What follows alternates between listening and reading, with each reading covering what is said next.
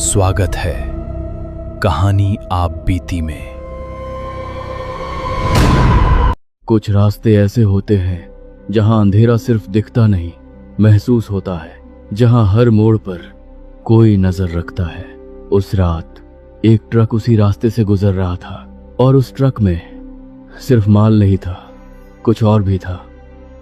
रात के 12:30 बजे सुनसान हाईवे, ठंडी हवा और दूर दूर तक कोई नहीं। एक पुराना ट्रक धीरे धीरे अंधेरे को चीरता हुआ आगे बढ़ रहा था। मुकेश, तू महसूस कर रहा है ना, आज ये रास्ता कुछ ज्यादा ही खामोश नहीं है। कंडक्टर ने खिड़की के बाहर झांका, लेकिन अंधेरे के अलावा उसे कुछ नहीं दिखा। फिर भी उसका दिल तेज धड़कने लगा। खामोशी नहीं भाई, ऐसा लग रहा है जैसे कोई हमें सुन रहा है। ड्राइवर हल्का सा मुस्कुराया, लेकिन उसकी उंगलियां स्टीयरिंग पर कस गईं। डर मत, रात है, दिमाग खिलता है, लेकिन आज मेरा भी मन ठीक नहीं लग रहा। ट्रक की हेडलाइट्स अंधेरे को काट रही थीं, लेकिन जैसे जैसे वो आगे बढ़ रहे थे, अंधेरा और गहरा होता जा रहा था। कंडक्टर की नजर अचानक पीछे गई। जहां ट्रक का माल रखा हुआ था, वहां अंधेरा कुछ ज्यादा ही गाढ़ा था, जैसे रोशनी वहां जाने से डर रही हो। भाई एक बात पूछूं, इस बार मालिक ने क्या भेजा है? तूने देखा भी है? कुछ पल के लिए ट्रक के अंदर सन्नाटा छा गया। ड्राइवर की आंखें सड़क पर जमी रहीं। जितना कम जानो उतना अच्छा है।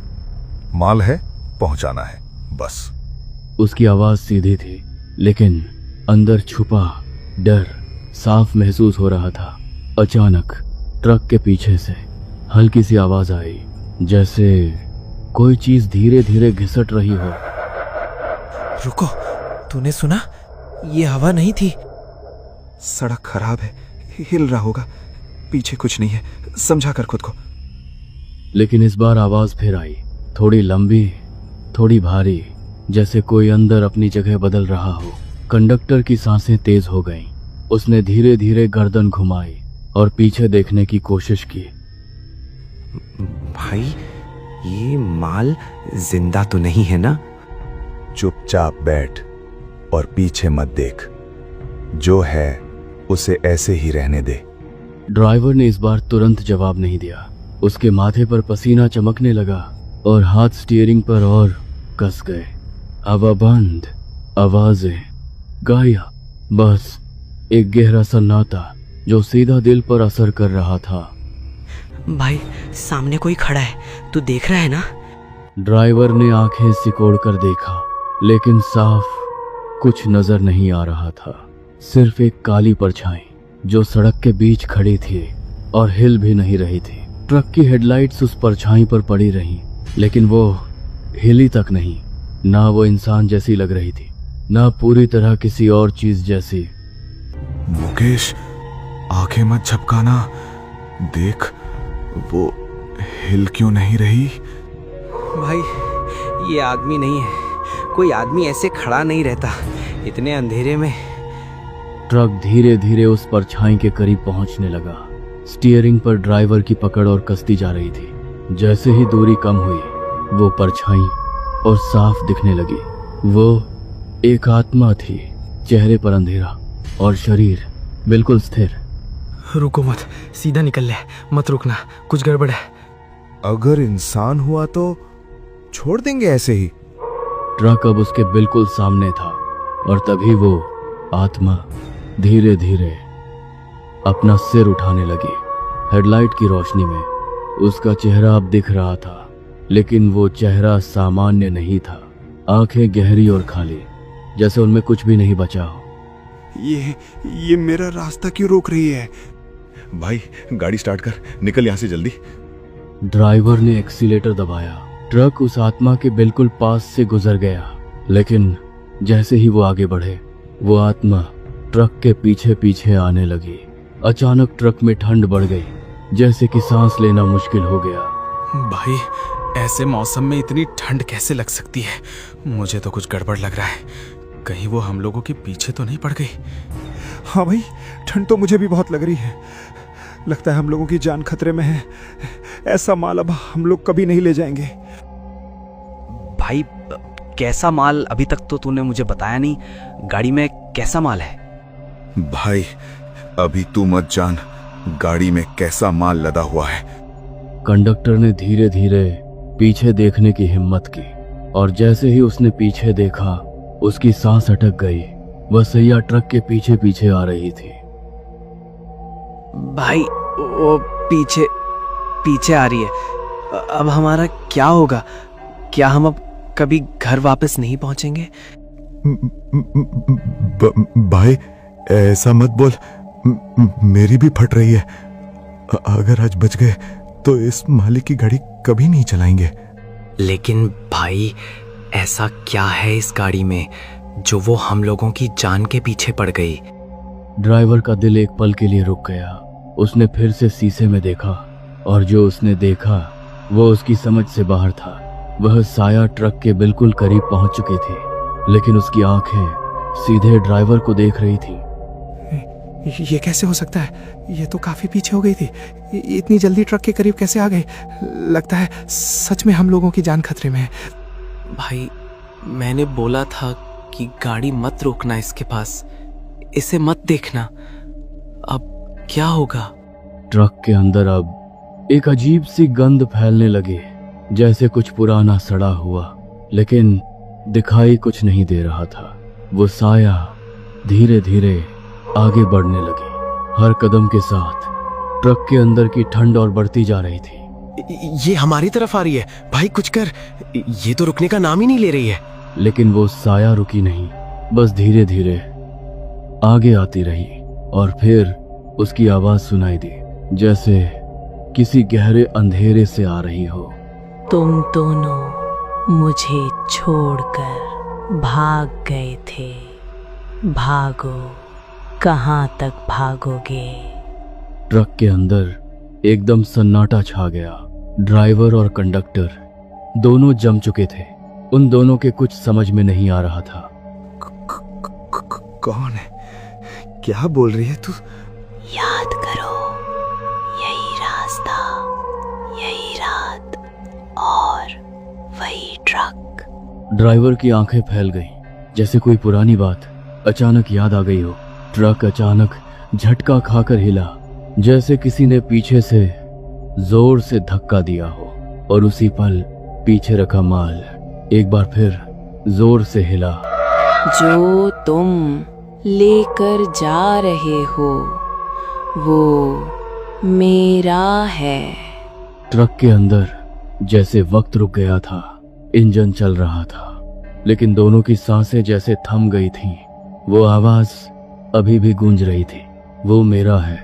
कंडक्टर की नजरें कांपते हुए पीछे गईं, लेकिन इस बार वहां कुछ नहीं था, सिर्फ अंधेरा और माल जो अब पहले से ज्यादा भारी लग रहा था। ट्रक के अंदर का तापमान अब और गिर चुका था। सांस लेते वक्त धुंध सी निकल रही थी, और तभी पीछे रखा माल फिर से हिला, इस बार और जोर से हिला, जैसे अंदर से कोई बाहर निकलने की कोशिश कर रहा हो। भास्कर भाई, ये क्या ले जा रहे हैं हम? ये कोई सामान नहीं है, इसमें तो कुछ और ही है। मुझे पता है इसके अंदर क्या है, बस तू चुपचाप बैठ। जब तुझे पहले से पता है, फिर इतनी देर से मुझे क्यों नहीं बता रहा? कुछ पल के लिए सब कुछ शांत हो गया, सिर्फ ट्रक की आवाज और दोनों की तेज धड़कने। ट्रक आगे बढ़ता रहा और वह साया पीछे पीछे आती रही। कंडक्टर ने उसकी तरफ देखा, अब डर के साथ साथ सवाल भी था। वह जानना चाहता था कि गाड़ी के अंदर क्या है। भाई तू मुझसे क्यों छुपा रहा है? ऐसा क्या है इस गाड़ी के अंदर तू मुझसे छुपा रहा है? उसने सिर्फ कहा था ये माल जल्दी पहुंचाना है और रास्ते में कहीं नहीं रुकना, और ये भी कहा था अगर रास्ते में कोई रोकने की कोशिश करे तो उसे अनदेखा करके निकल जाना। लेकिन जब गाड़ी के अंदर कुछ भी ऐसा नहीं है, फिर ये आत्मा हम लोगों के पीछे क्यों पड़ गई?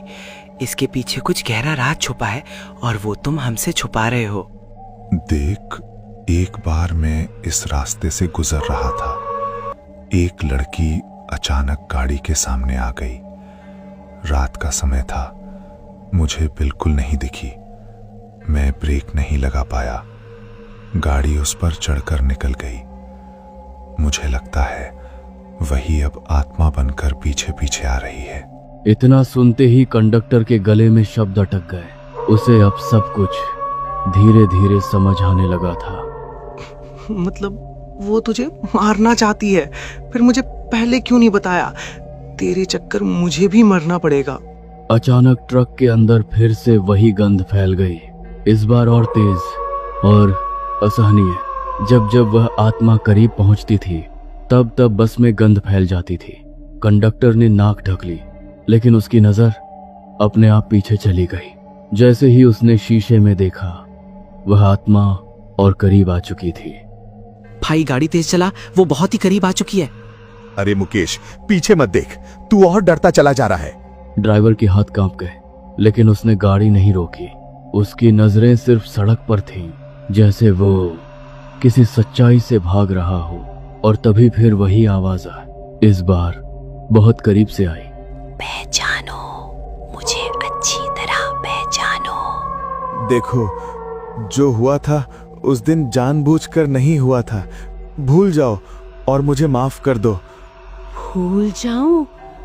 मैं उसे भूल जाऊं जो आज तक अपने परिवार वालों से नहीं मिल सकी? इतना सुनते ही ड्राइवर की हालत और ही खराब होती गई, जैसे वह पूरी तरह हार मान लिया हो। उसे पता चल चुका था कि आज जान जाने वाली है। भाई तेरे चक्कर में मुझे भी मरना पड़ेगा। ये बिल्कुल माफ नहीं करने वाली है। गाड़ी बिल्कुल भी मत रोकना। चुप रह, कुछ मत बोल। आवाज धीरे धीरे तेज होने लगी, जैसे कोई बंद जगह से बाहर निकलने की कोशिश कर रहा हो। वह आत्मा पीछे हटने का नाम नहीं ले रही थी और एक बार फिर बोली, लेकिन अब तुम रुक नहीं पाओगे। अचानक ट्रक की स्पीड बढ़ने लगी। ब्रेक फेल हो गया, स्टीयरिंग फ्री हो गई, जैसे किसी ने उसे पकड़ लिया हो। मुकेश, स्टीयरिंग अपने आप घूम रहा है। भाई कंट्रोल कर, हम सड़क से उतर रहे हैं। सामने ट्रक रोड से नीचे उतर रही थी और अंधेरे में कुछ गहरा नजर आ रहा था। ट्रक की रफ्तार अब और तेज हो चुकी थी। ब्रेक दबाने पर भी कोई असर नहीं। भाई, ब्रेक काम नहीं कर रहा है। भाई कुछ कर, वरना हम खत्म हो जाएंगे। अब तुम वहीं जाओगे जहां मुझे छोड़कर गए थे। ट्रक अब उनकी पकड़ से बाहर जा चुका था। स्टीयरिंग अपने आप घूम रहा था और सामने अंधेरे में सड़क खत्म होती जा रही थी। मुकेश, पकड़ इसे, ये मेरे हाथ से निकल रहा है। मैं कैसे पकड़ूं? ये अपने आप घूम रहा है। दोनों ने मिलकर स्टीयरिंग को थामने की कोशिश की, लेकिन जैसे किसी अदृश्य ताकत ने उसे जकड़ रखा हो। पीछे वो आत्मा अब बिल्कुल पास थी, इतनी पास कि उसकी ठंडी मौजूदगी साफ महसूस हो रही थी। भाग क्यों रहे हो? रुको, अगर रुक सको तो रुको। ट्रक पूरी तरह से फेल हो चुकी थी, रुकने का नाम नहीं ले रही थी। एक बार फिर से वही आवाज आई, मैं वही हूँ जहाँ तुमने मुझे छोड़ा था, और वहीं तुम जा रहे हो जहाँ मैं गई थी। ट्रक अब पूरी तरह नियंत्रण से बाहर था। सामने गहरी ढलान और उसके आगे अंधेरा। भाई, हम बच नहीं पाएंगे। शायद यही सजा है। अचानक ट्रक पलट गया। वो दोनों ट्रक गायब हो गए, जैसे कोई था ही नहीं। वो आत्मा उन लोगों को वहां से लेकर चली गई। वहां बचा सिर्फ ट्रक। अगली सुबह उसी जंगल के किनारे कुछ लोग इकट्ठा थे। सड़क के नीचे एक टूटा हुआ ट्रक पड़ा था। ट्रक का अगला हिस्सा पूरी तरह क्षतिग्रस्त, शीशे टूटे हुए और चारों तरफ अजीब सा सन्नाटा। लोग धीरे धीरे नीचे उतरे, लेकिन वहां जो दिखा वो किसी को समझ नहीं आया। ट्रक खाली था, ना ड्राइवर ना कंडक्टर, जैसे वो दोनों कभी थे ही नहीं। लेकिन अजीब बात यह थी, ट्रक के अंदर चारों तरफ घसीटने के निशान थे, जैसे कुछ अंदर से बाहर गया हो। और वो माल जिसके लिए ये सफर शुरू हुआ था, वो भी गायब था। पुलिस आई, जांच हुई, लेकिन ना कोई सबूत मिला, ना कोई जवाब। बस एक ही बात हर किसी को अजीब लगी। ट्रक के केबिन में अंदर की तरफ दोनों दरवाजों पर नाखूनों जैसे गहरे निशान थे, जैसे किसी ने बाहर निकलने की कोशिश की हो, लेकिन बाहर नहीं, अंदर। कुछ दिनों बाद वो मामला धीरे धीरे दब गया। लोग भूल गए, लेकिन वो रास्ता नहीं भूला। आज भी रात के 12:30 बजे कुछ लोग कहते हैं कि उस जंगल से एक ट्रक गुजरता है, हेडलाइट्स जलती हुई, इंजन की आवाज और अंदर 2 परछाइयां। लेकिन जब कोई पास जाने की कोशिश करता है तो वो ट्रक अचानक गायब हो जाता है।